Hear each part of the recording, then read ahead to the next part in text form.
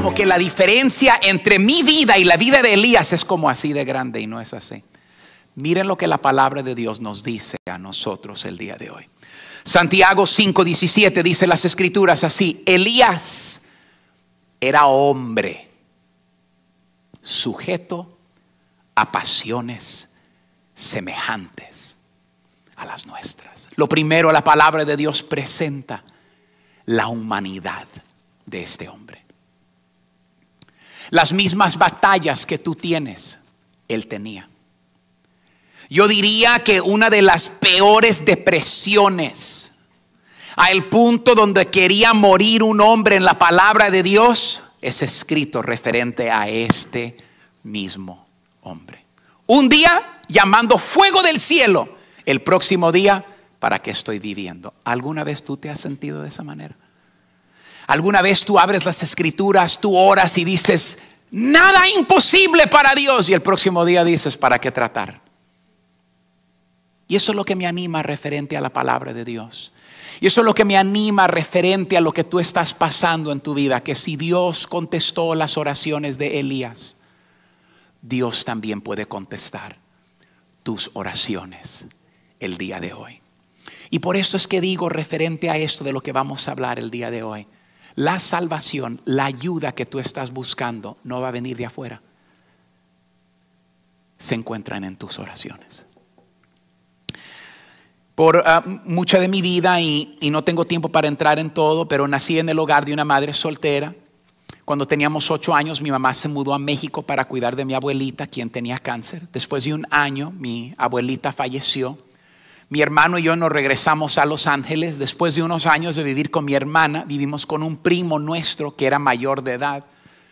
Y mi mamá venía como 2 veces al año, y no les estoy exagerando. Y mi mamá venía y ya saben, uno a veces como varón no organiza todo. Mamá nos lavaba toda la ropa. No que no lavábamos después nosotros, y organizaba todo. Pero otra cosa que mamá hacía, mamá iba a las bodegas grandes y mamá compraba todo congelado. Tú nómbramelo, yo sé cómo comérmelo en un microondas.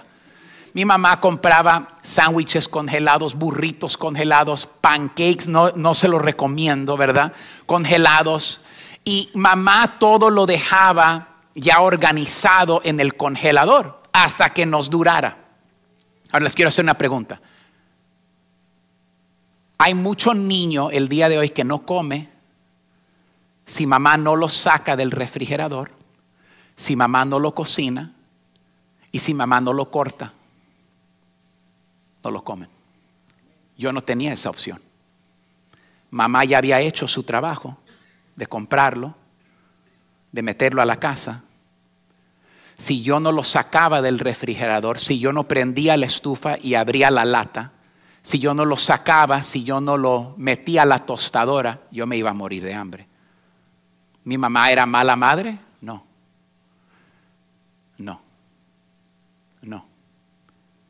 Ayer vino mi hijo y dijo a su mamá, mamá, andaba actuando como un haragán.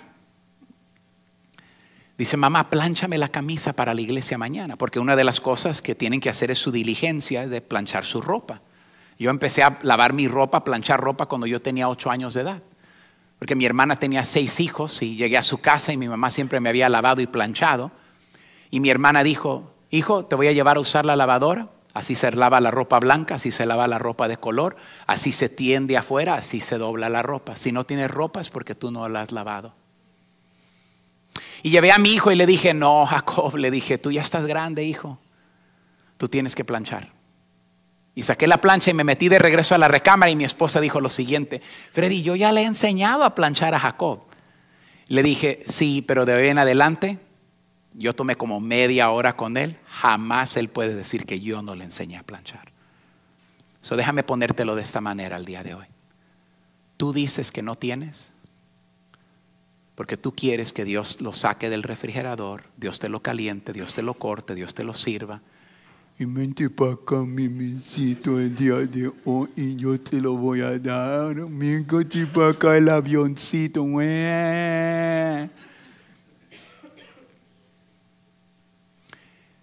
La ayuda que yo necesito para mi matrimonio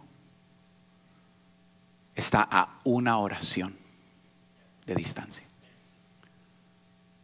La ayuda que tú necesitas para tu hogar no está en mí, no está en ningún otro hombre sobre la faz de la tierra. Está en tu Padre Celestial. Pero Freddy, si me conocieras, yo no te conozco, pero Dios te conoce. Me encanta cuando la palabra de Dios nos dice que Dios recuerda que nosotros somos polvo. Elías era un hombre grande en la oración. Elías era hombre sujeto a pasiones semejantes a las nuestras. Y oró fervientemente para que no lloviese. Y no llovió sobre la tierra por 3 años y 6 meses. Y dice la palabra, y oró otra vez, y el cielo dio lluvia y la tierra produjo su fruto. No sé si alguna vez has leído como en algunas áreas entrenan a elefantes, les ponen una estaca, les ponen una cadena y entrenan al elefante a pensar que él cuando sea grande, mida 13 pies de estatura, pese 24,000 libras, que no se pueda mover sin la cadena. Es el mamífero más poderoso que camina sobre la faz de la tierra. Sin embargo, en su mente, cuando él sí puede romper esa cadena, piensa que no puede. No porque la cadena lo está encadenando, simplemente porque su manera de pensar es diferente. Me gusta lo que la palabra de Dios nos dice en Efesios. Miren conmigo por favor Efesios y después regresaremos creo a Santiago. Pero en Efesios capítulo 6 el apóstol Pablo nos habla referente a la herramienta de Dios, a lo que Dios ofrece, a la ayuda que Dios quiere dar a cada uno de nosotros. Y la palabra dice así, si miran por favor, y está hablando que no tenemos lucha contra sangre y carne. Y está diciendo las escrituras así en el versículo 11, vestíos de toda la armadura ¿de qué? De Dios. ¿Para qué? Para que podáis estar firmes en contra de las acechanzas ¿de quién? Del diablo. Ayuda hay. Vamos a decir que usted y yo vamos a salir a la guerra y va a haber balas ese día. Y te dan a ti un chaleco contra balas, pero no lo usas. Y le cae una bala al compañero, pero él puso el chaleco contra bala y usted no lo utilizó. Y algo le pasa a usted. ¿De quién fue culpa eso? Mía. De no vestir lo que Dios me había dado. Y por esto es que les digo a ustedes el día de hoy que la mayoría de personas no visten, no miran la batalla espiritual.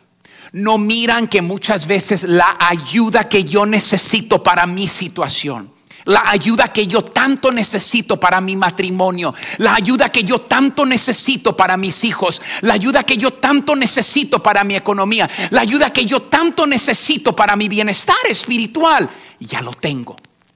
Ya hay la ayuda, pero yo no he orado para recibir de Dios lo que Dios me quiere dar. Tengo una mentalidad de elefante. No se puede, cuando sí puedo. Porque poderosas armas en oración nos pertenecen a la mayoría de nosotros. Me encanta en este mismo capítulo de Efesios capítulo 6, dice así: orando en todo tiempo, con toda oración y súplica. Noten ahora lo que dice, en el Espíritu. No me quiero adelantar porque si no, no llego donde les quiero llevar el día de hoy. Había un hombre quien fue a África y toda su vida se había dedicado a lo que llamamos en inglés, era un bodybuilder. Y toda su vida desde joven había dedicado a edificar sus músculos. Toda su vida, unos músculos increíbles. Había ganado este hombre competencias y tuvieron un encuentro en África y decidieron después del encuentro en Sudáfrica de ir a diferentes lugares, a diferentes pueblos. Y fue este hombre y fue a una tribu en sí, donde había un jefe de tribu, y este hombre empezó a abrir esos músculos, empezó a mover los músculos y toda la gente dijo: jamás hemos visto a un hombre con tanto músculo. Jamás hemos visto a un hombre mover músculo de esa manera.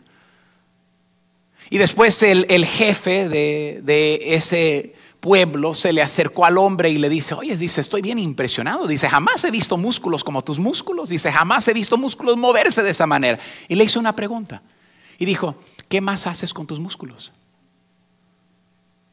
Y el hombre dijo, nada. Y el jefe de la tribu empezó a caminar y dijo, qué gasto de cuerpo. Qué gasto de tanto músculo. Sin ofender, les quiero decir lo siguiente. Qué gasto de tanta vida que Dios te ha dado. De tanto poder que Dios te ha dado. En oración. Y de no usarlo. De no usarlo. Hace como 4 años Dios ya había empezado a trabajar en mi corazón referente a empezar lo que llamamos esta iglesia. Y yo trabajaba antes en un contexto americano, significaba que el pastor principal de la iglesia era un americano y yo trabajaba en un contexto donde yo era el pastor hispano de esa congregación. Y el pastor americano cometió un crimen con una menor de edad y él está sirviendo tiempo en la cárcel por su delito, bien merecido de él el día de hoy. Y había un hombre quien a esa iglesia le había dado $60 millones en 10 años. $6 millones al año por 10 años. Eso es un dineral increíble. Bueno, cuando todo pasó con el pastor, este señor, que no es un hombre millonario en Estados Unidos, es billonario en Estados Unidos para tú dar esa cantidad de dinero, y vino a visitar la iglesia. En otras palabras, él venía a ver su inversión. Sí me están agarrando la onda, ¿no? Y me tocó llevarlo a comer. Él quiere mucho a la gente hispana y teníamos una buena relación, él y yo. Y salimos a comer y íbamos en el auto. Y dentro de mí, imagínate, yo digo, bueno, el pastor está en la cárcel. Más que nunca necesitamos la ayuda de este hombre. Me están agarrándose a mi mentalidad humana. Y le dije a él, le dije, si en algún punto de la historia de esta iglesia necesitaran tu ayuda, es ahora. Y se enojó conmigo el viejito. Una de las mejores lecciones que he aprendido en mi vida. Pero te soy sincero, cuando él me lo dijo no lo entendí, ni lo comprendía yo. Ahora lo entiendo. Y me dijo así. Le dije, te necesitamos más que nunca. Y me miró así, me miró con unos ojos penetrantes el viejito y me dijo, Freddy, tú no me necesitas a mí. Y me dijo así en inglés, you got God. Tú tienes a Dios. ¿Para qué me necesitas a mí cuando tú tienes a Dios? Hay momentos que gente me escribe desesperadamente. Hay momentos que gente viene a la iglesia, Freddy, tienes 5, yo sé que sí, en 5 minutos. Y yo digo, estás cometiendo el mismo error que yo cometí hace años. Que yo no te acompaño a tu casa, Dios sí te acompaña a tu casa. Yo no obro milagros del cielo, Dios sí obra milagros del cielo. Yo no trabajo en el corazón de tu esposa, de tu esposo, de tu hijo, de tu hija. Yo no abro puertas en el lugar de tu empleo o cierro puertas que no son para tu voluntad. Dios hace eso. Y esta es la cosa, muchas veces uno está molesto con Dios, uno se molesta con medio mundo porque estamos esperando que cosas cambien, que circunstancias cambien, que el mundo cambie. Pero hay momentos que al último a quien buscamos es a Dios. Y estamos buscando, y esta es la cosa. Vivimos en un país donde somos ricos en recursos, pero somos pobres en oración. Unos misioneros americanos fueron a un país súper pobre económicamente. Y estos americanos iban allá con comida, iban con despensas, iban con ayuda médica, llevaron la palabra. Y ya sabes, estos americanos de Estados Unidos ricos iban a dejar este lugar y le preguntaron a una de las viejitas, antes de que regresemos a Estados Unidos, dice, ¿cómo podemos orar por ustedes pobres? Y la señora dijo, caballero, los pobres son ustedes. Dice, porque ustedes en América no necesitan a Dios.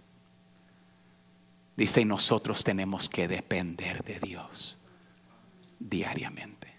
Dice, somos nosotros que estamos orando por ustedes en América. Y tú tienes una mentalidad derrotada de oración. Bueno, voy a ir a la iglesia para que Dios cambie a este o a esta. No me miren así. A ustedes los estoy mirando el día. Estoy mirando por Facebook ahorita también. Por YouTube a ti te estoy hablando.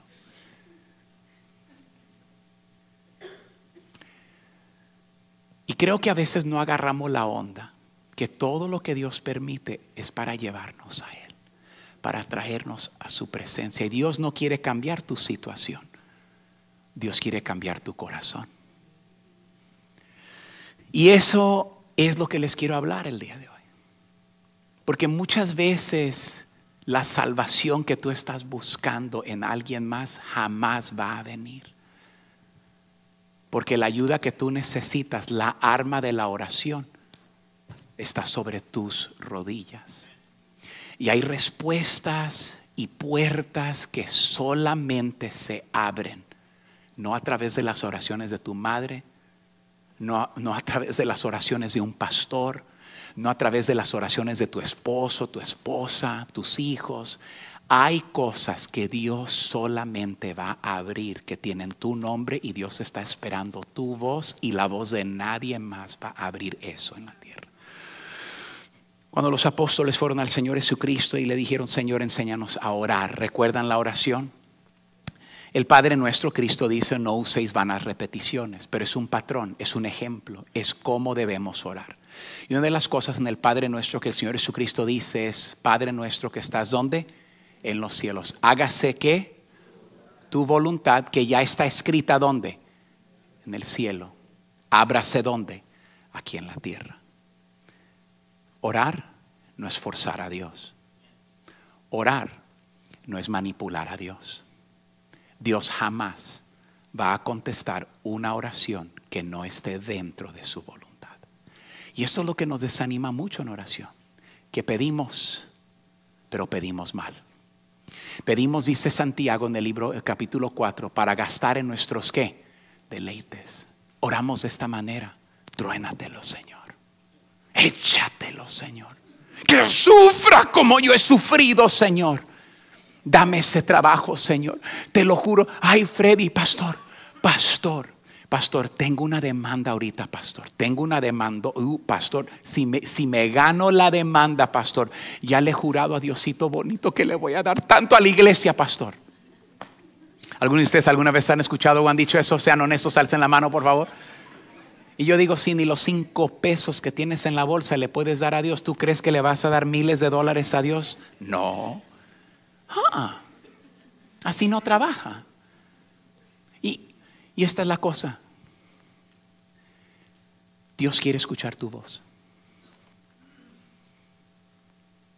Y hay retos que Dios va a permitir en tu vida, porque te ama y te quiere acercar a la presencia de Él. Dios no permite que cosas vengan a nuestra vida porque no nos ama. Permite que cosas entren porque nos ama. Y hablando de Elías, y ahora nos da el ejemplo en 1 de Reyes capítulo 18. Si ustedes me acompañan allá en la palabra de Dios, vamos a ir al Antiguo Testamento. En 1 de Reyes capítulo 18 nos ejempla la oración. Este era un hombre como ¿quién? Igual que ustedes. Igual que ustedes. Un hombre sujeto a pasiones las mismas que las nuestras. Un hombre que un día llama fuego del cielo y el próximo día anda en depresión y no quiere salir de una cueva. Un día que dice que su fe en Dios está intacta, inquebrantable, y el otro día dice: yo ni sé si Dios existe. Un día que Dios va a sanar nuestro matrimonio, Dios va a cambiar este corazón rebelde de mi hijo, Dios va a sanar nuestra economía, y el próximo día yo voy a hacer lo que yo tenga que hacer porque Dios ni mi oración me está contestando. Era un hombre como nosotros. Y en 1 de Reyes y el capítulo 18, Dios viene a él y le trae palabra. En 1 de Reyes 18, versículo 1 dice: pasado muchos días vino palabra de Jehová a Elías en el 3er año diciendo: ve, muéstrate a ¿quién? A Acab. Viene palabra de Dios y le dice a Elías: ve, muéstrate delante de ¿quién? Del rey. Y dice lo siguiente: y yo haré llover sobre la faz de ¿qué? ¿Por cuánto tiempo no ha llovido? Por más de 3 años. Nada. Y viene palabra de Dios a él. Right? Un hombre esta mañana, ojalá y escuches, viene saliendo. Dice Freddy, dice mis primos, unos familiares de él fueron al retiro matrimonial. Dice, ¿sabes por qué no fue?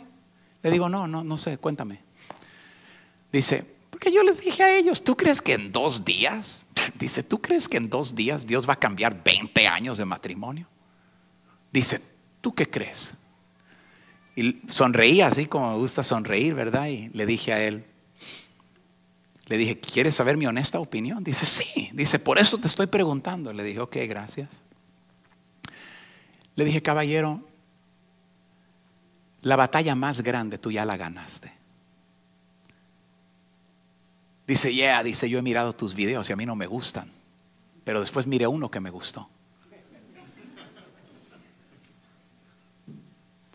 Le dije, mira, tú venir a la iglesia el día de hoy para un hombre, le dije, yo siempre le digo a las mujeres lo siguiente, si tu hombre ya te acompañó a la iglesia, porque yo sí siempre te lo digo, no me avergüenzo de decirlo, sí, le tiro más a los hombres que a las mujeres. El hombre fue creado primero. El hombre es cabeza. El hombre es el que debe llevar la carga de la casa. Si no te gusta, Dios te hizo hombre, habla con él. Yo no te hice hombre, te lo hizo Dios y ya, habla con él. Le dije, pero para que un hombre entre a la iglesia, yo he tenido un hombre que se sentó en la primera banca aquí, salido del servicio y me dijo en inglés, I hate you. Le dije, es un placer conocerte a ti también, compadre. Dice, I hate you.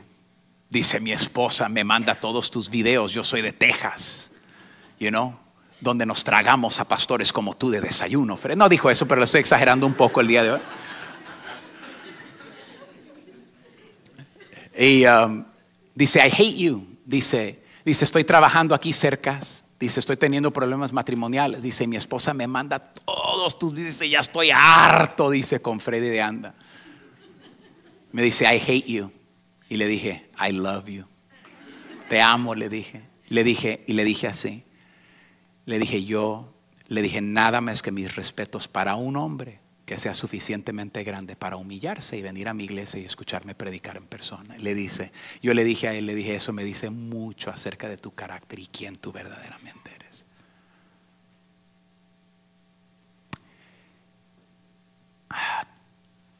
¿Qué tal si Dios quiere que yo ore? Porque Dios necesita cambiarme a mí. Y la única manera que Dios me va a cambiar a mí es cuando yo entro a su presencia. Y eso, usted puede orar por mí y agradezco sus oraciones. Pero hay algo que solamente yo puedo hacer en la presencia de Dios que nadie más puede hacer. Elías va y ora, y eso es muy importante. Dios le dijo que iba a llover, ¿sí o no? Ahí está en la Biblia, claro que sí, no es pregunta. Dice, y haré llover ¿sobre qué? ¿Quién va a hacer llover? ¿Dios? All right. Eso es muy importante. La razón que Dios no contesta tu oración es porque tú crees que si oras suficientemente largo vas a forzar a Dios. Orar no es forzar a Dios a hacer nada. Orar no es manipular a Dios a hacer nada. Dios nunca es obligado a contestar algo que tú le pidas que no esté dentro de su voluntad. El problema es que la oración no es simplemente yo pedir, la oración es comunicación. Los mejores comunicadores te van a decir lo siguiente: si quieres ser un experto comunicador, tienes que escuchar lo doble de lo que hablas. Les voy a dar un ejemplo a ustedes el día de hoy. Aquí estoy yo y les conté un poco del trasfondo. Y ese hombre americano me dice, tú necesitas a Dios. Como al mes o 2 estábamos sentados a las 6 de la mañana desayunando en un restaurante. Y saca él una servilleta. Y me saca la servilleta el Señor. Recuerda, este Señor le había dado a la iglesia $60 millones en 10 años. Y me saca una servilleta. Dice, Freddy, tengo la respuesta. Ama a la gente hispana, el Señor. Que la mayoría de sus empleados son hispanos. Y dice, Freddy, tengo la respuesta. Y saca una servilleta el Señor. Y decía, autónomo. Le digo, ¿qué significa eso? Dice, Freddy, quiero que tú empieces una iglesia en Chicago. Yo te voy a comprar un edificio. Yo voy a pagar tu salario. Yo voy a hacer todo por ti. Y yo nomás lo miré a él, nada más lo miré al Señor y le dije, ¿quién te dijo eso? Dice, Dios me dijo eso. Y le dije, a mí no me dijo lo mismo Dios. Fue el último desayuno y fue la última llamada. Yo he escuchado que cuando alguien de dinero te dice algo, no se les dice que no. Pero yo le dije que no. Y ahora ustedes se están preguntando que están sentados en esta iglesia, ¿cómo la hiciste, Freddy, sin la ayuda de él? Porque ese hombre me enseñó una lección más importante, que yo no lo necesitaba a él. Ahora déjenme terminar toda la historia. Porque tal vez entró un billonario el día de hoy que va a dar. Déjenme terminar la historia, déjenme terminar la historia. Ahora, para ustedes que nos están mirando de Facebook y YouTube, no creo, somos un montón de paisas aquí el día de hoy, ok, we're fine.